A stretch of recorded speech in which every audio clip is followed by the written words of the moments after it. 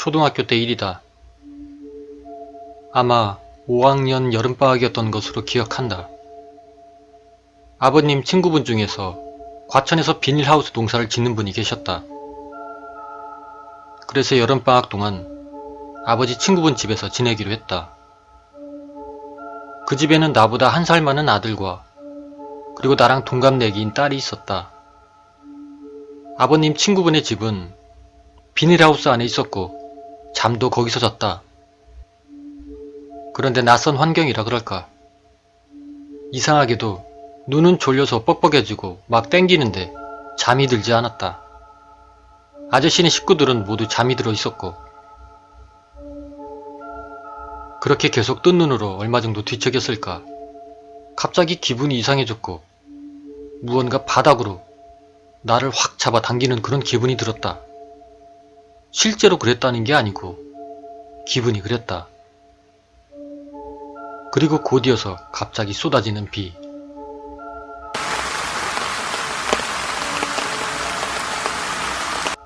세찬 빗방울이 비닐하우스 천장을 때리는 소리가 커져갔다. 그 빗소리 때문인지 나는 더욱 잠이 안 오고 그리고 아까 느꼈던 그 이상한 기분에 신경이 쓰여 있을 때 그때 갑자기 밖에서 여자의 울음소리가 들렸다.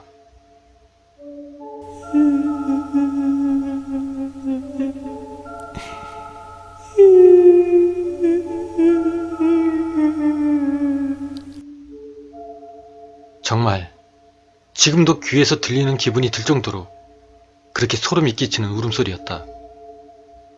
여자의 울음소리는 점점 커져만 갔고 결국엔 비닐하우스와 비닐하우스 사이에 사람이 다닐 수 있는 공간이 있는 그곳에서 바로 잠자는 방 밖에서 울음소리가 들렸다.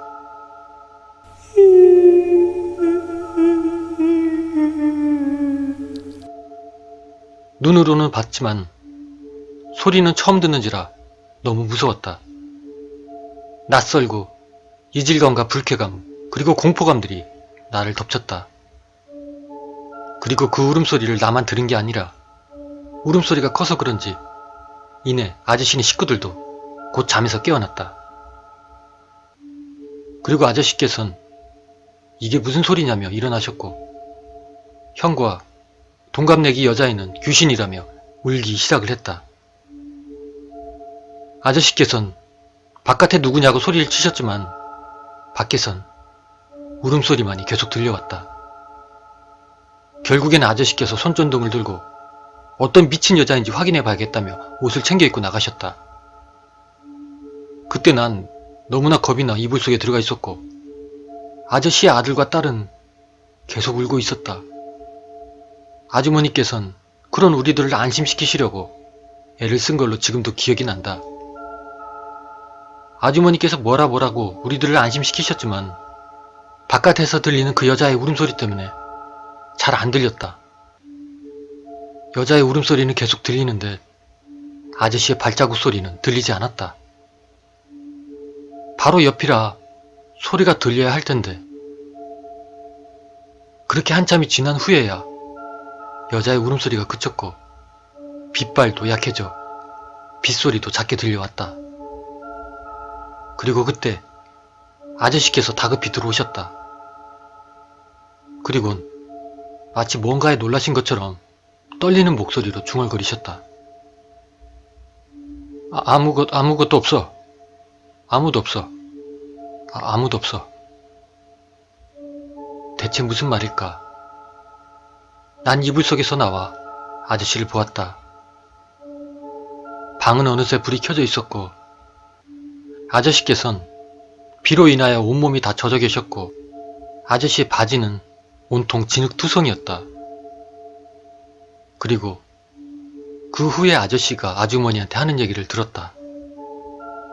그 이야기들을 한번 옮겨보겠다. 아저씨가 손전등을 들고 나가서 울음소리가 나던 비닐하우스 사이로 가려고 하는데 울음소리가 다른 곳에서 들렸다는 것이다.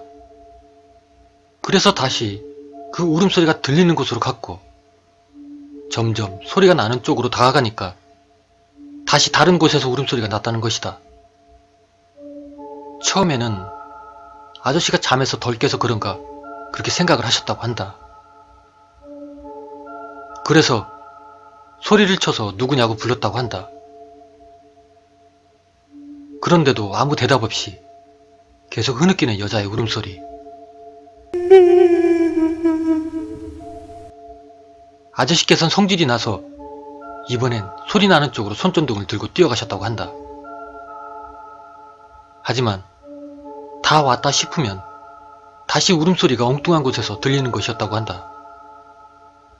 그제서야 아저씨께서는 자신이 뭔가에 홀렸다고 그런 생각이 드셨다고 한다. 그래서 마지막으로 한 번만 더 누구냐고 부른 후 대답이 없으면 집으로 돌아가자고 마음을 먹으셨고, 그래서 큰 소리로 누구냐고 대답을 하라고 외치셨다고 한다. 그러자 울음소리가 순간에 그쳤고 아저씨께서는 안심을 하시며 돌아서는데 바로 그때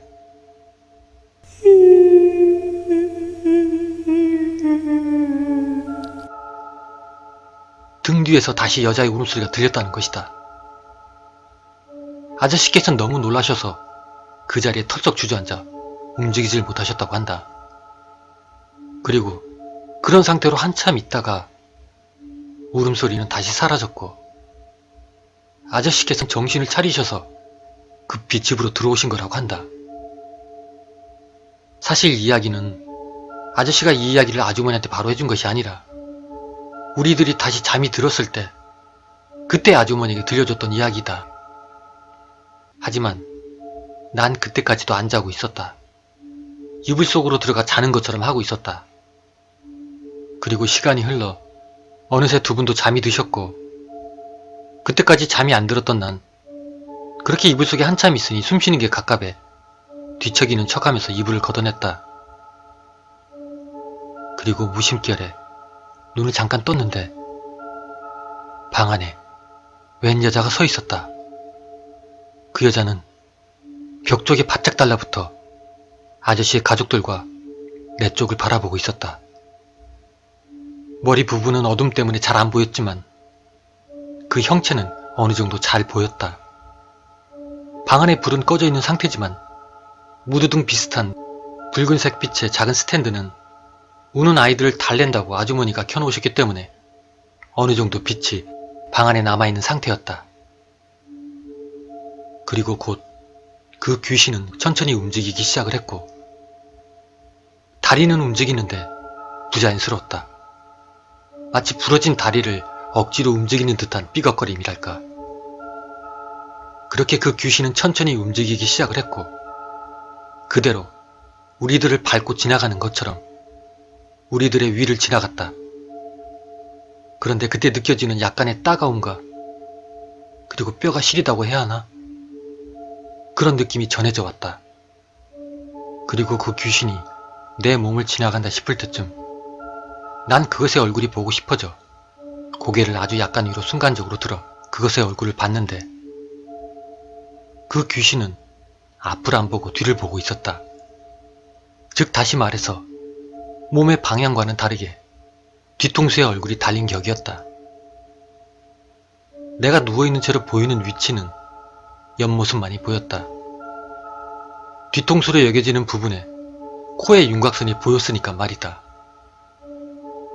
그것의 얼굴엔 눈도 콧구멍도 입도 안 보였다. 그냥 죄다 까맣게만 보였다. 도대체 어떻게 죽었길래? 그 귀신은 우리들을 그렇게 지나쳐 반대편의 벽으로 사라졌다. 물론 아저씨나 식구들에겐 이야기를 안 했다. 앞으로 여기서 계속 사셔야 되니까 차라리 모르는 게 약이라는 생각이 들었다.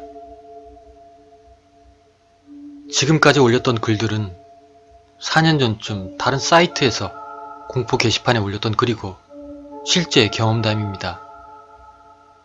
첫 번째 글에 추천을 받을 줄은 예상을 못했는데 좋은 이야기도 아닌 글로 추천을 받으니 글을 올리는데 조심스러워지네요. 거듭 말씀드리지만 믿으시고 안 믿으시고는 보시는 분의 자유겠죠. 제가 계속해서 헛것을 본 것일 수도 있다는 점 무시는 못하니까 말씀입니다. 저희 글을 통해 잠시나마 공포와 스릴의 즐거움을 맛보셨다면 저는 그것으로 만족합니다.